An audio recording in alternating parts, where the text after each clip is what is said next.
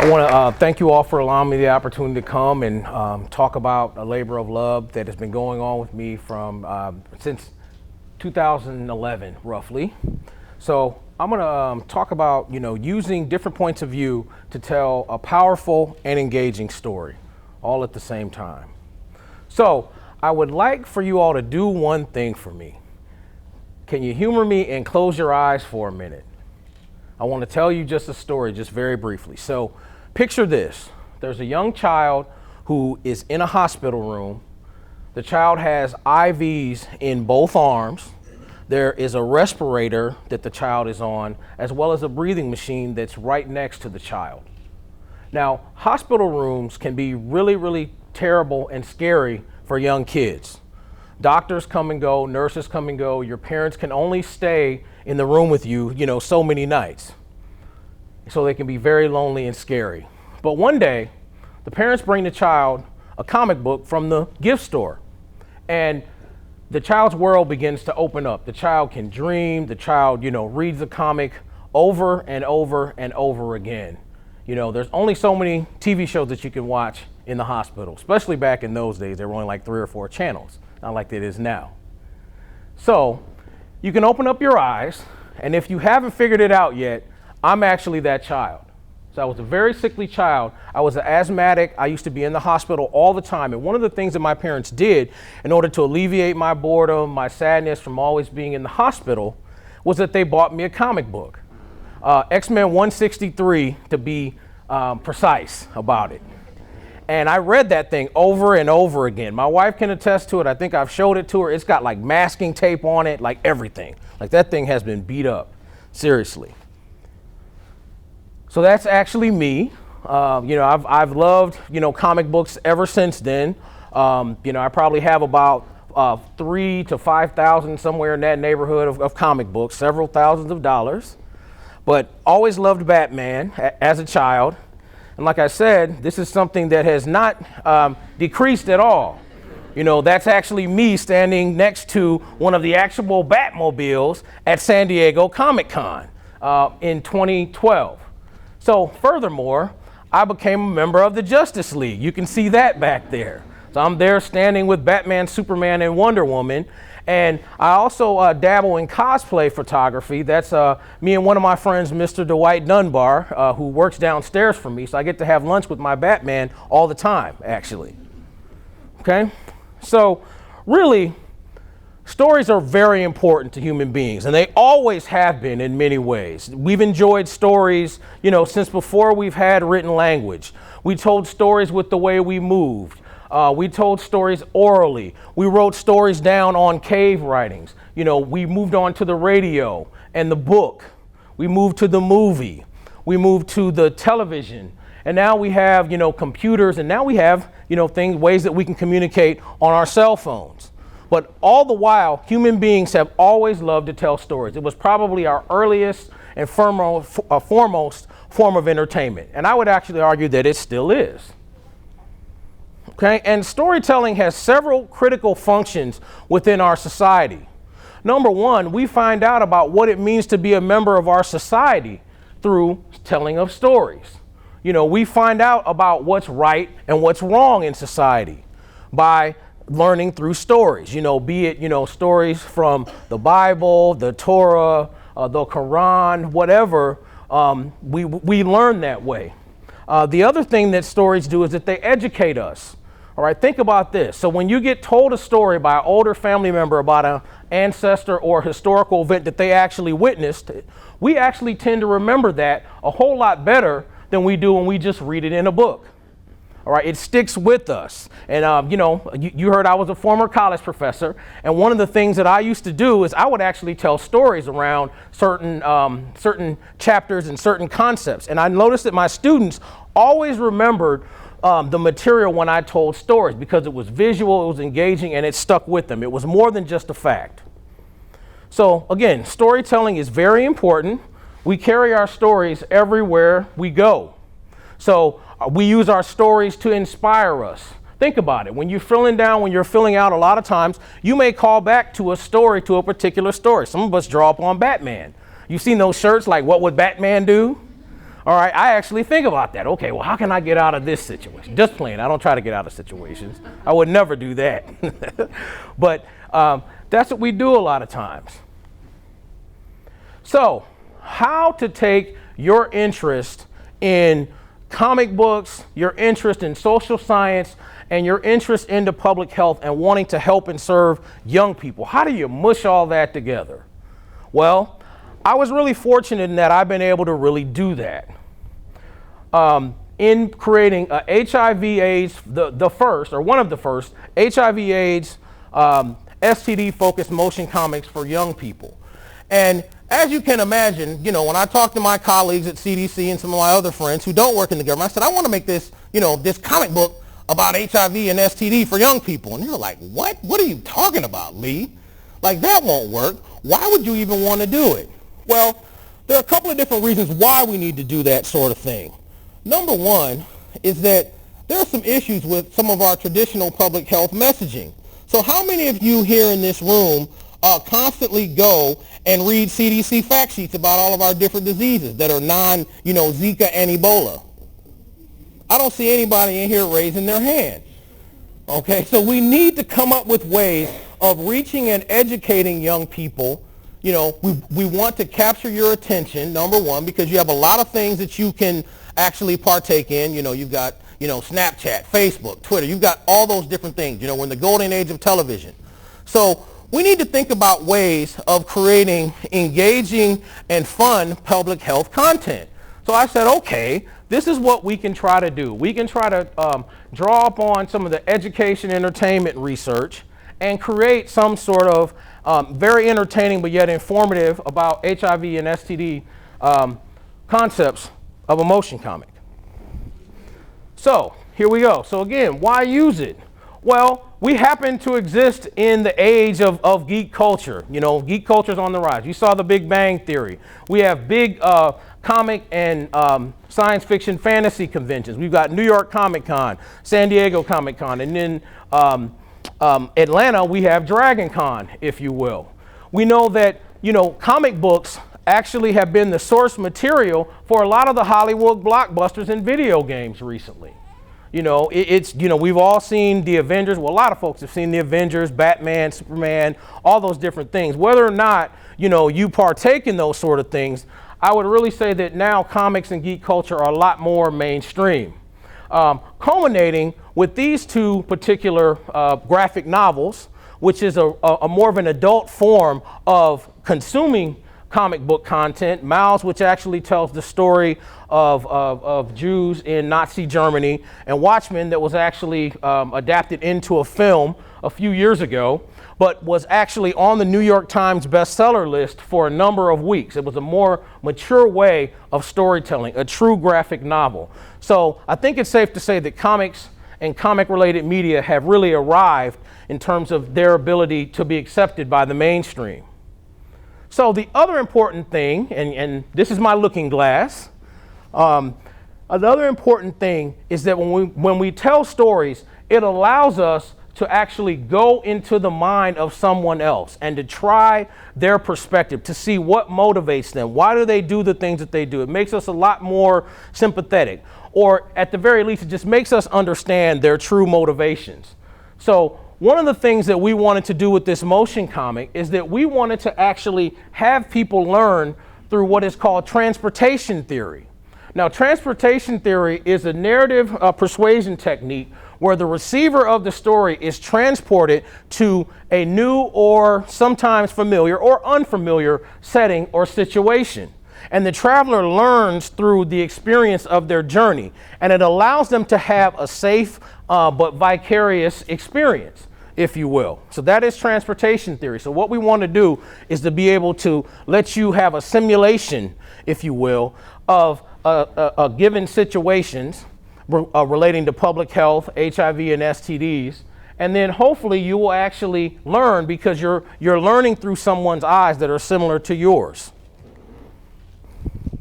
So how do we actually do that? So, obviously I was in my 30s when I started this. I was so far away from our target age group of 15 to 24, there was no way I could speak for that group. You know, it probably would have been an ultimate disaster had that happened.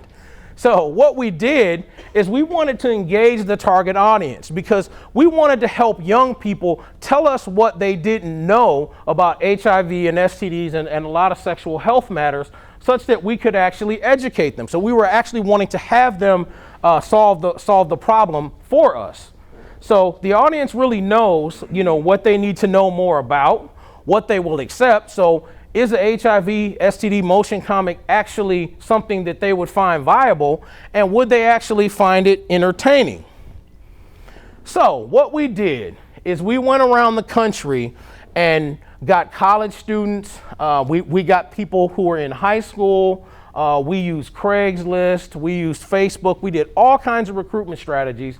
We went far and wide across the United States. We went out to California, we did focus groups in Atlanta, we did focus groups in Washington, D.C., New York City, and Miami. And we just asked them, we said, what do you know about HIV and STD? And it was very, very, you know, shocking what we actually learned that they didn't know. Like, for example, we learned that there were a lot of kids in the United States who think that they have to be 18 to buy a condom. And I know that may sound very strange, but if you think about it, in some places, where are condoms kept? They're kept behind a counter, the same way that alcohol is, or cigarettes, they're kept behind a lock and key. So clearly there's a lot of things that we actually need to learn. The other thing that we did when we did this focus groups is that we wanted to know what were their entertainment preferences. How would they actually like to learn this material? So we asked them, we said, okay, where do you want the story to be set? And now me being the big comic geek, I was like, okay, I want this to be superheroes. Please say superheroes, please say superheroes. And they didn't say superheroes. But that was okay. They actually said what we want to do is we want to have something set in conventional reality that is somewhat of a melodrama, but it's an ensemble cast where all different races and ethnicities and genders are represented. So they wanted something like 90210, and that's actually what they said. Or better yet, some of y'all remember this one, Degrassi High. That was the other one they said that they wanted. So that's what we actually began to do. So we agreed, you know, early on that we wanted young people in our study to actually have say over the look, sound, and feel of this particular intervention. Otherwise, they won't accept it. People will just say, oh, you know, it looks too kiddie, you know, it looks too something, and I don't really like it. So we said, okay, we'll let you choose the names of this particular characters in the series. We'll let you choose the art style. So what you see behind me is 3 different art styles that we actually showed for one particular character. So the first style is more of a traditional American cartoon style. The second style, which is B in the middle, is more of a Western realistic style. And some of you may recognize C. It's more of an anime manga kind of Eastern Japanese style of artwork.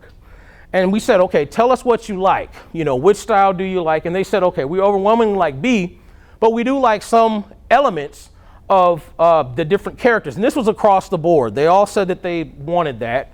So what we did is we said, okay, tell us this character's name as well. And we combined it to get this character, Summer, who you'll meet a little bit at the end of the presentation, who's our heterosexual African-American male, or I'm sorry, female rather, heterosexual African-American female. So with that, we also let them have a say in the script development. You know, we actually, once we got the information from them, we said, all right, we're going to go ahead and write this script that will hopefully inform you. And we gave them key scenes to actually read. And once they read those scenes out aloud in the focus groups around the table, we had the participants rate the script elements. So we had elements of humor. So did you like the humor? Did you feel that it was real? So what was the level of realism? What was the tone of the drama? Was it too dramatic, not dramatic enough? Was the dialogue good? Were these terms and ways that you all speak such that it is real? And then, of course, the cheese factor. All right, and that was kind of one that was hard to quantify, but it's very important because we all have heard cheesy things. You know, we've seen cheesy things, and I bet you a lot of you know some cheesy people. All right, everybody knows cheesy people. So in this case, the cheese factor was how corny or how preachy was it? So how much did it sound like a PSA? So this is one of our actual script pages that we did let them read. So they gave us feedback and they were very honest. We told them, we said, okay, in order for us to really do this right, you have to be brutally honest. Don't worry about hurting our feelings. And so what they said was, in some cases, okay, this is right, this is really good, but you need to work a little bit more on the dialogue, or this is unrealistic. No one would ever say this particular thing this way or explain it this way. The other thing about what we did is that they wanted to make sure, again, that we were completely real in our assessment of what was going on in the story. Some of the participants actually said, these are things that actually happened to me. So that's our script page. And we'll move on to show you one more thing.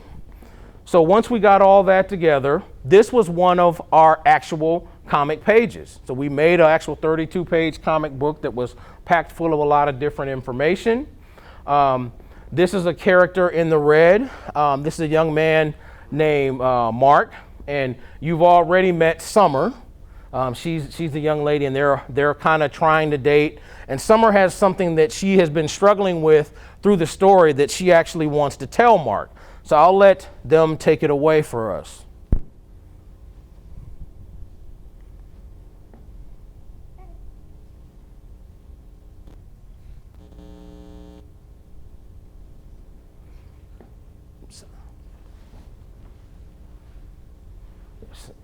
Oh.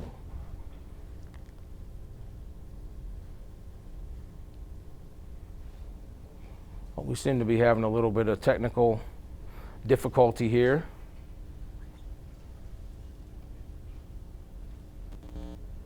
Sorry. Okay, there we go. You seem to have a lot on your mind. I feel bad about pressuring you into coming out with me. No, don't feel bad. It's just that I have something I need to tell you. Okay. I like you. Good news so far. Please, let me get through this. Sorry. I like you. You've only known me for a few days, but understand when I say something like that, it is a big deal for me.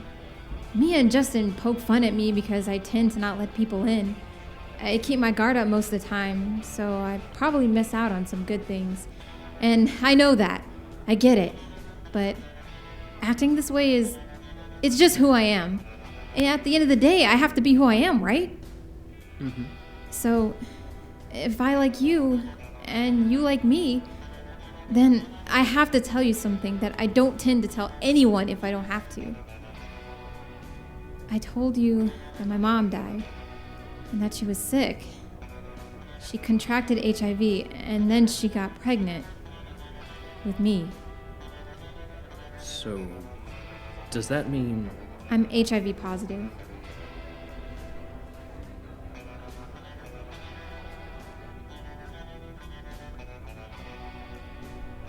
Aren't you going to say something? What would you have me say? Say something. Say anything. Throw your drink in my face. Anything is better than silence. Okay. To be continued. Right? So that was actually a cliffhanger that we used in our focus groups. And much like you all may be thinking right now, a lot of our participants were like, well, what happens next? You know, they were really upset. They're like, how are you going to bring us here and not complete the story? And we said, okay, but we want to know from you realistically what should happen next in the story. So we actually did the focus groups. And luckily for you, we did continue it. And you can find out what happens in the story. We're actually able to make roughly 7 to 8 episodes, and you can go to CDC or npin.cdc.gov/Cabby Chronicles and learn a little bit more about the series. So it's live. You can go right now and watch it. I just want to close with a quote. And what we really tried to do here is to take information that we gain from subjects and actually turn it into art. So art is storytelling, And we need to tell stories to pass along ideas and information and to try to make sense out of all this chaos. And sometimes when you get a really good artist and a compelling story, you can achieve that thing that's impossible, which is entering into the consciousness of another human being. So what we try to do with this is to enter into other people's consciousness and educate them about public health while being entertaining at the same time. So thank you.